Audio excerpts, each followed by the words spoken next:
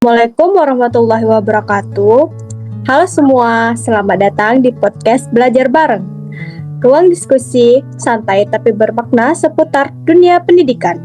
Saya Nadia Rizkiasari dengan NIM A1D5250069. Dan hari ini saya ditemani oleh 4 rekan yang luar biasa. Ada Yenimar. Hai semua, saya Yenimar Fadilah dengan NIM A1D5250075.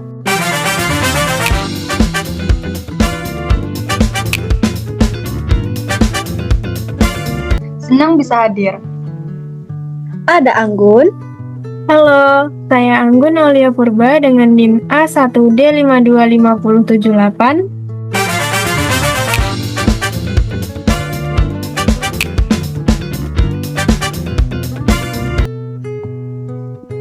Ada Angel. Halo guys, saya Angel Yaritonang dengan NIM A1D525090. Saya siap berdiskusi. Dan ada Marcelia. Halo semuanya, saya Marcia Evanka dengan NIM A1D525093.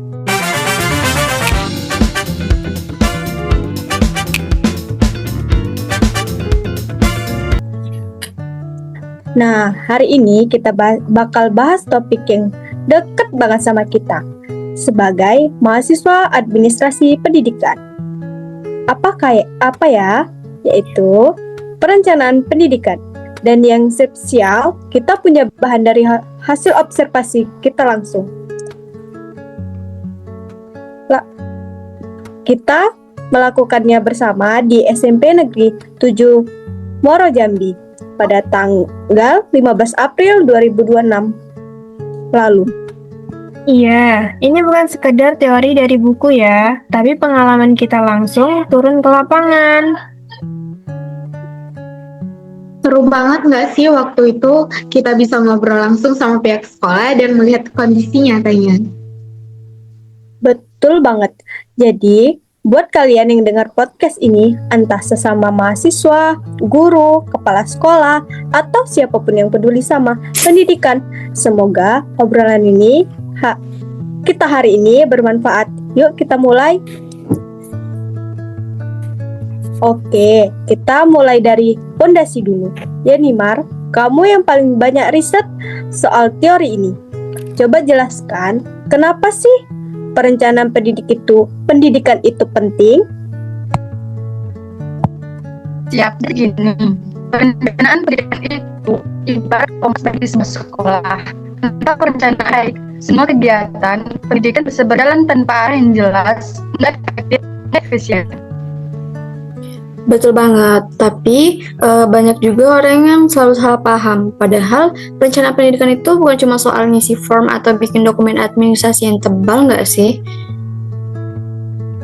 Yang pasti ya, itu penting banget. Perencanaan pendidikan harus jadi dasar utama dari seluruh program yang dijalankan sekolah. Mulai dari analisis fungsi data didik, kualitas guru, sarana prasarana, sampai hasil evaluasi sebelumnya.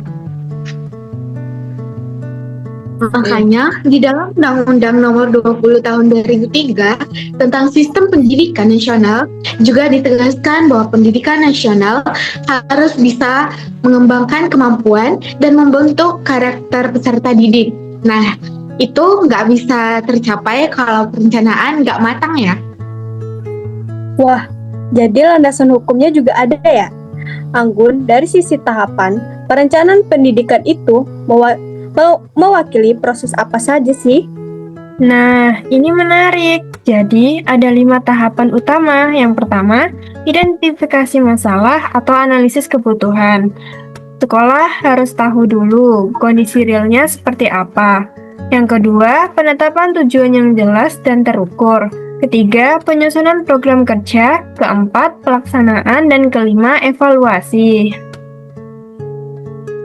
Nah, menurut aku evaluasi ini jadi hal yang terpenting ya, karena evaluasi itu bukan akhir dari proses, tapi justru eh, jadi awal di siklus berikutnya.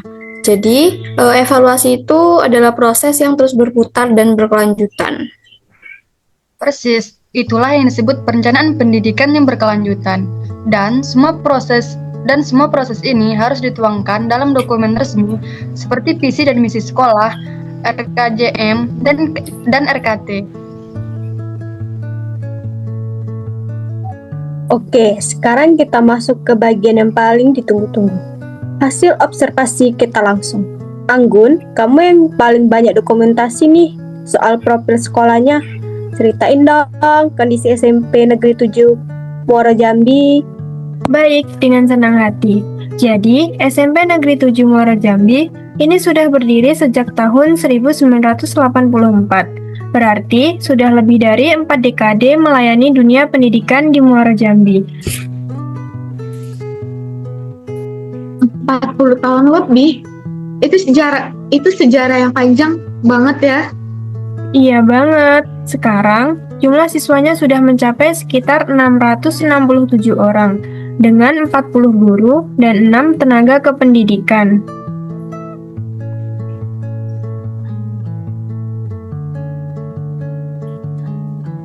Kalau dipikir-pikir dengan jumlah guru yang 40 orang itu dan untuk 667 siswa, rasionya itu mungkin sekitar untuk satu guru itu untuk 16-17 siswa.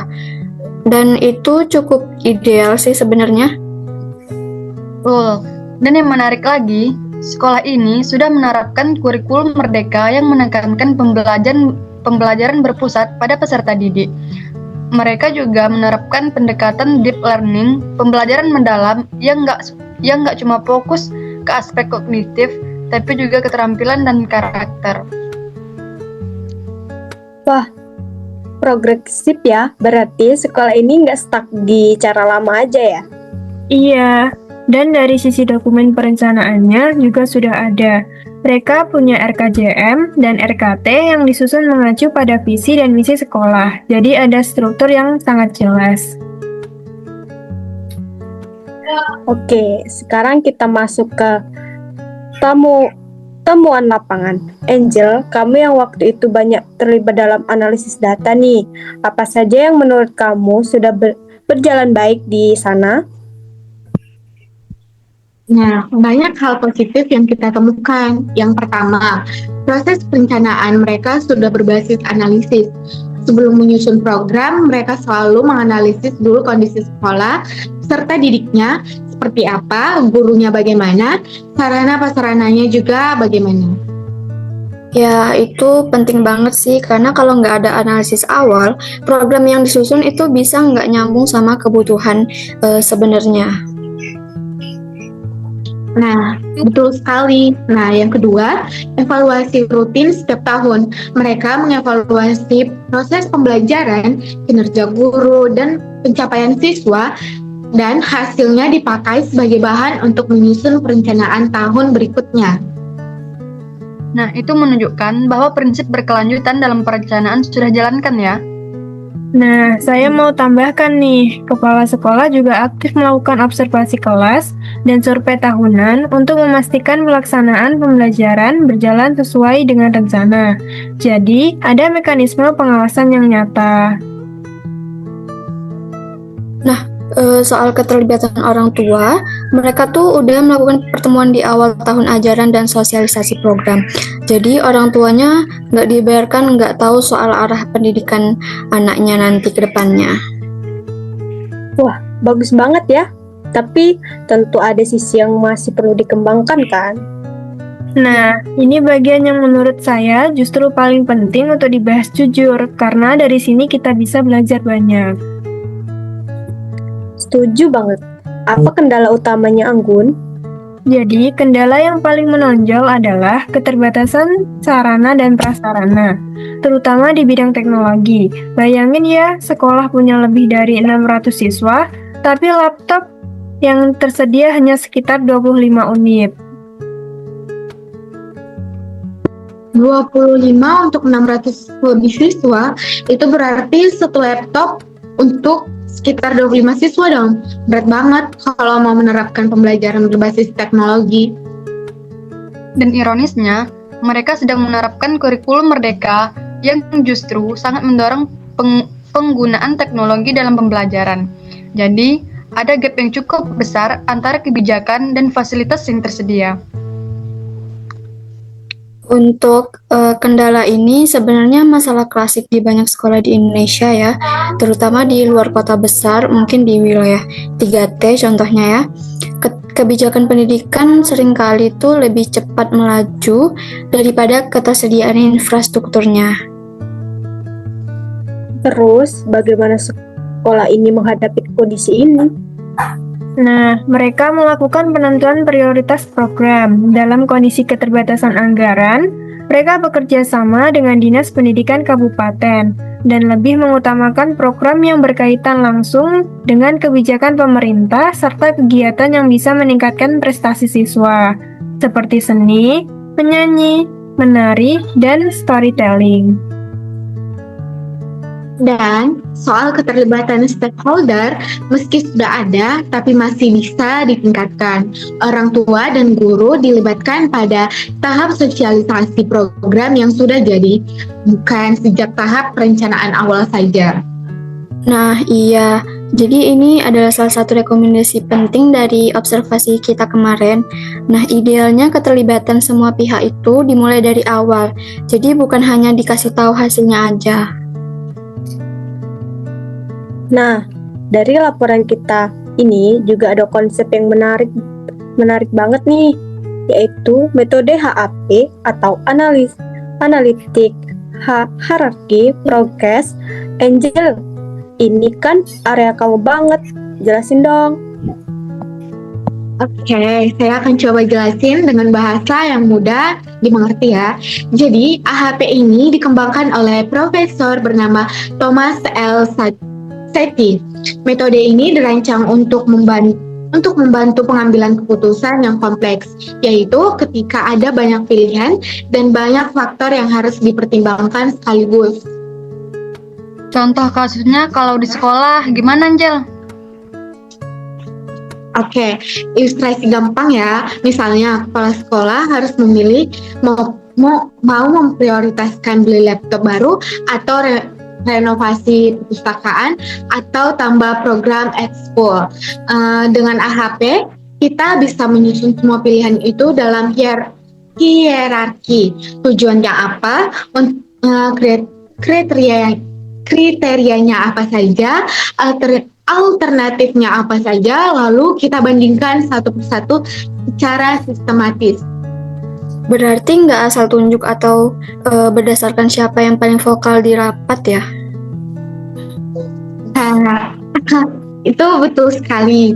AHP mengubah pertimbangan yang sifatnya subjektif menjadi bobot kuantitatif yang bisa dibandingkan secara logis. Hasilnya lebih objektif, terukur, dan bisa dipertanggungjawabkan secara ilmiah. Dan dalam konteks pendidikan, AHP sangat relevan karena perencanaan pendidikan itu melibatkan banyak faktor sekaligus. Sumber daya manusia, anggaran, kebijakan, kebutuhan siswa, kualitas guru, dan lain-lain. Lalu, apakah SMP Negeri 7 Muaro Jambi sudah menerapkan HAP? Nah, ini temuan yang menarik. Secara tidak formal, sekolah sudah menerapkan prinsip-prinsip AHP. Mereka sudah terbiasa menentukan skala prioritas berdasarkan kebutuhan dan kebijakan. Tapi secara formal dan struktur, metode AHP belum diterapkan. Jadi, ada gap antara praktik yang sudah ada dan potensi yang bisa dicapai kalau metodenya lebih sistematis. Nah, tepat sekali. Dan salah satu saran dari penelitian kita adalah mendorong sekolah untuk mulai menerapkan pendekatan seperti AHP secara lebih struktur agar keputusan yang dihasilkan lebih transparan dan akuntabel. Oke, sekarang kita coba lihat gambaran besarnya ya. Ya Nimar, kalau dibandingkan antara kondisi ideal di teori dengan apa yang terjadi di lapangan, gimana penilaian kamu? Kalau saya rangkum, ada 3 poin perbandingan utama. Yang pertama, soal kelengkapan dokumen perencanaan secara teori. Sekolah harus punya visi misi, RDM, dan RKT, dan SMP Negeri 7 Muaro Jambi sudah punya semua ini. Jadi, di poin ini, kondisinya sudah mendekati ideal. Nah, setuju banget. Kedua soal tahapan perencanaan, mulai dari analisis kebutuhan, penetapan tujuan, penyusunan program, pelaksanaan, sampai evaluasi. Sekolah ini sudah melewati semua tahapan itu, meski ada beberapa aspek yang masih bisa lebih dimaksimalkan. Ketiga, soal partisipasi stakeholder, teori ideal mengharuskan keterlibatan semua pihak sejak awal perencanaan. Di sini, sekolah sudah ada upaya, tapi masih terbatas pada sosialisasi, belum ke partisipasi aktif dan proses perencanaannya. Nah, menurut saya masih ada satu lagi yang perlu kita ketahui. Nah, ini yang paling krusial buat saya ya. Soal pemenuhan sarana dan prasarana. Teori bilang, perencanaan yang baik harus realistis dan mempertimbangkan ketersediaan sumber daya. Tapi, ketika sumber daya itu sangat terbatas, seperti kasus laptop tadi, ada batas sejauh mana perencanaan bisa berjalan optimal. Jadi, intinya sekolah sudah cukup baik dalam proses dan dokumentasinya ya. Tapi masih ada hambatan struktural yang belum sepenuhnya bisa diatasi dari dalam sekolah sendiri. Tepat sekali.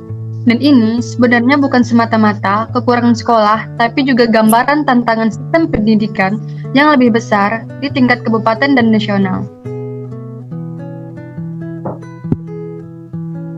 Aduh, kita hampir di penghujungan diskusi kita nih.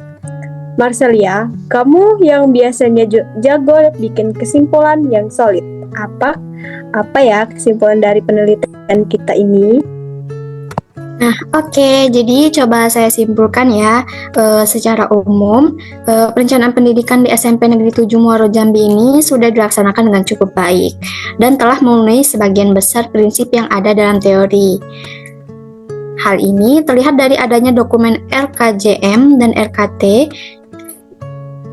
proses analisis kebutuhan sebelum penyusunan program, kemudian juga evaluasi rutin setiap tahunnya.